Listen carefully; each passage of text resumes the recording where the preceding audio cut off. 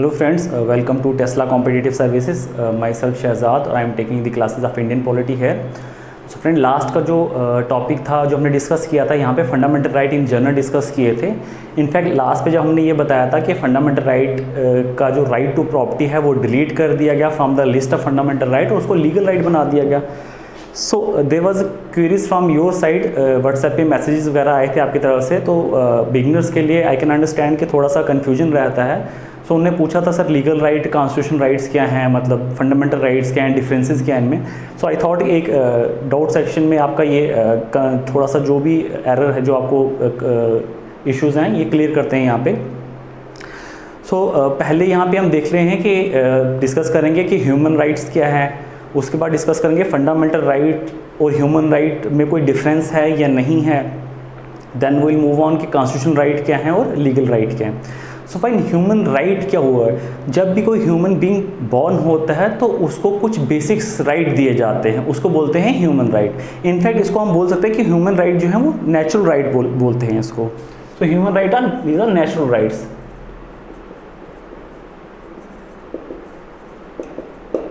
Natural rights means जो nature ने gifted दी हैं. ऐसा नहीं कि सिर्फ स्टेट की तरफ से वो राइट मिल रहे हैं, वो बेसिक्स राइट हैं ह्यूमन बीइंग के. और अगर हम ये देखेंगे कि ह्यूमन राइट का जो सोर्स है वो सोर्स क्या है, वो सोर्स है UDHR, मतलब universal declaration of human right. Basically इस हिस्टोरिक डॉक्यूमेंट को United nation of general assembly ने एक्सेप्ट किया था 13 दिसंबर 1948 को. अब इसमें 30 आर्टिकल्स हैं. फाइन, अब ये जो 30 आर्टिकल्स हैं प्लीज़ इनको एक बार गो थ्रू करके चेक कर लेना आप, ये आर्टिकल्स क्या क्या हैं.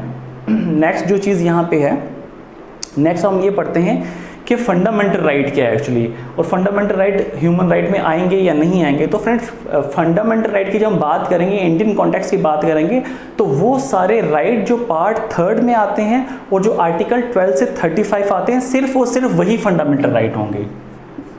बाकी फंडामेंटल राइट नहीं है. मतलब बाकी जो राइट होंगे वो शायद लीगल राइट में आ जाएगा या कॉन्स्टिट्यूशन राइट में आ जाएगा, लेकिन उसको फंडामेंटल राइट नहीं बोला जाएगा.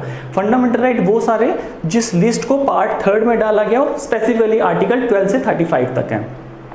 In fact in case of violation, fundamental right के केस में अगर वायलेशन होगा तो हम डायरेक्टली अप्रोच कर सकते हैं सुप्रीम कोर्ट और हाई कोर्ट में अंडर आर्टिकल 32 और 226. अब यहाँ पे एक चीज़ देखी गई है कि क्या फंडामेंटल राइट को ह्यूमन राइट बोला जा सकता है या नहीं. तो फ्रेंड, एक इंपॉर्टेंट केस में केशवानंदा भारती केस था, वहाँ पे सुप्रीम कोर्ट ने बोला था कि ये जो फंडामेंटल राइट हैं ये बहुत बेसिक्स हैं और इनको फंडामेंटल राइट को नेचुरल राइट बोला गया as well as human right भी बोला गया. और अगर हम यहाँ पे ये चीज़ देखेंगे कि हमारे बहुत सारे फंडामेंटल राइट ऐसे हैं जो ह्यूमन राइट्स या जो universal declaration of human rights की लिस्ट है उसके साथ मैच करते हैं. वो एग्जांपल्स के तौर पे मैंने यहाँ लिखे हैं. जैसे हम देखेंगे article 2 universal declaration of human rights का, वो आर्टिकल 2 बात करता है फ्रीडम ऑफ डिस्क्रिमिनेशन की. लोगों के बीच discrimination religion, race, caste, place of birth पे नहीं होगा. और यही हमें हमारे फंडामेंटल राइट आर्टिकल 15 ये बात करता है. फाइन, सो आप देख सकते हो कि आर्टिकल 2 जो है UDHR का वो मिलता है article 15 of Indian constitution of fundamental right के साथ. इसी तरीके से जो आर्टिकल 7 है universal declaration of human right का, वो बात करता है इक्वलिटी बिफोर लॉ और इक्वल प्रोटेक्शन ऑफ लॉ की.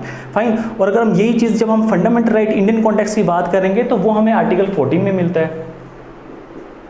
सो फाइन, इसी तरीके से हम बात करेंगे फ्रीडम ऑफ मूवमेंट की. फ्रीडम ऑफ मूवमेंट हमें वहाँ पे मिलता है आर्टिकल 13 में. और अगर हम फंडामेंटल राइट देखेंगे इंडिया में, इंडियन कॉन्टेक्स्ट में फंडामेंटल राइट आर्टिकल 19 में मिलते हैं वो. सो फाइन, यहाँ से आप ये चीज़ देख सकते हो कि ह्यूमन राइट जो है और फंडामेंटल राइट में कितना मतलब रिजेंबलिंग है यहाँ पे. इसलिए केशवानंदा भारती केस में फंडामेंटल राइट को भी ह्यूमन राइट बोला गया और ये राइट नेचुरल राइट बोला गया है इस केस में.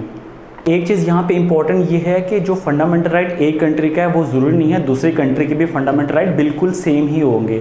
लाइक अगर हम एग्जांपल देंगे US की, तो US में right to keep and bear arm is fundamental right, but India के केस में वो नहीं है. सो फाइन, यहाँ से आपको ये चीज़ एक मिल सकती है कि फंडामेंटल राइट हर कंट्री का मे भी डिफर कर सकता है, लेकिन कुछ बेसिक ह्यूमन राइट हैं जो सबके सेम रहेंगे। लाइक जब हमने यहाँ पे ह्यूमन राइट 30 आर्टिकल्स की बात करी जो अडॉप्ट किए थे 10 दिसंबर 1948 को, वो और फंडामेंटल राइट इंडिया के कितने मिलते जुलते हैं। फाइन, इसी तरीके से हम ये देखेंगे कि दो यूएस के बिल ऑफ राइट में भी कुछ फंडामेंटल राइट ऐसे होंगे जो हमारे फंडामेंटल राइट से मिलते हैं, बट सब के सब नहीं मिलेंगे। लाइक जैसे मैंने एग्जांपल दी कि right to keep and bear arm is a fundamental right American citizens को, बट यहाँ पे इंडियन सिटीजन्स को वो फंडामेंटल राइट नहीं है।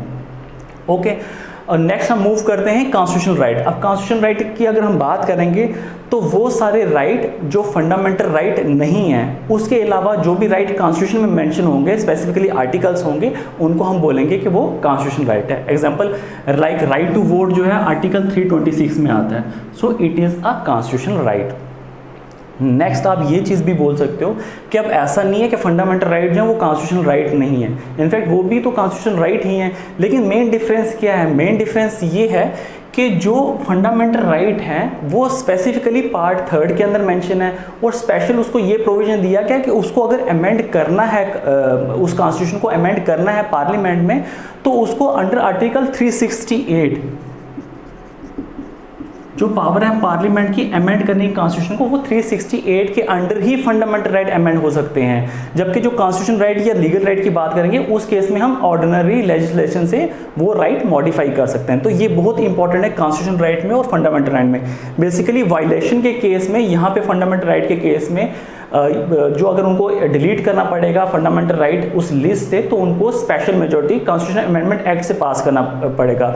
अभी में भी शायद आपको ये समझ नहीं आएगा कि कॉन्स्टिट्यूशन अमेंडमेंट क्या चीज़ है, वो प्रोसेस टफ क्यों होता है, ऑर्डिनरी वे में करना ईजी क्यों होता है, तो उसको हम अलग से टॉपिक है, एक चैप्टर है अमेंडमेंट ऑफ द कॉन्स्टिट्यूशन, ये टॉपिक सारा आपका वहाँ क्लियर होगा। फाइन, और इंपॉर्टेंट चीज़ यहाँ पे जो ये थी, ये मैंने बता दी कि सारे के सारे फंडामेंटल राइट्स जो है वो कॉन्स्टिट्यूशन हैं, बट रिवर्स इसका ट्रू नहीं है। ऐसा नहीं है कि सारे कॉन्स्टिट्यूशन राइट भी फंडामेंटल राइट होंगे। लाइक जैसे मैंने राइट टू वोट की बात की, वो कॉन्स्टिट्यूशन राइट तो है बट वो फंडामेंटल राइट नहीं है। सो क्या मिला? All fundamental right are constitution right but reverse is not true. ठीक है, अब नेक्स्ट जो यहाँ पे चीज़ है लीगल राइट। लीगल राइट को आप स्टैट्यूटरी राइट भी बोल सकते हो, मतलब जो हम थ्रू लेजिस्लेशन से बनाएंगे। तो लीगल राइट क्या हुए? वो सारे राइट जो कॉन्स्टिट्यूशन में पार्ट नहीं है, स्पेसिफिकली आर्टिकल में मेंशन नहीं करा गया, उसको ऑर्डिनरी लेजिस्लेशन से बनाया गया जो पब्लिक के लिए ज़रूरी है, उसको हम लीगल राइट बोलेंगे। लाइक अगर हमने जो ये किया था कि राइट टू सीक इंफॉर्मेशन, तो वो हमें मिलता है RTI एक्ट से। ठीक है, जैसे RTI एक्ट जो है वो लीगल राइट है। सेकंड हम अगर बात करेंगे right to seek maternity benefit, तो ये मैटरनिटी बेनिफिट जो है ये भी एक राइट दिया गया है। ठीक है, बट ये लीगल राइट है। सो आई होप कि ये अब आपको थोड़ा क्लियर हो गया होगा कि फंडामेंटल राइट्स क्या हो गए, ह्यूमन राइट्स क्या हो गए, कॉन्स्टिट्यूशनल राइट्स क्या हो गए, लीगल राइट क्या हो गए। जो थोड़ा सा कन्फ्यूजन था मैंने ट्राई किया आपको ये समझाने की। अगर फिर भी आपको कोई इश्यूज़ हैं इसमें तो प्लीज़ कमेंट सेक्शन में आप लिख सकते हो। And if you like this video please do subscribe to our channel, that is Tesla computed service, और उसका एक स्क्रीनशॉट ले लो आप। Thank you very much.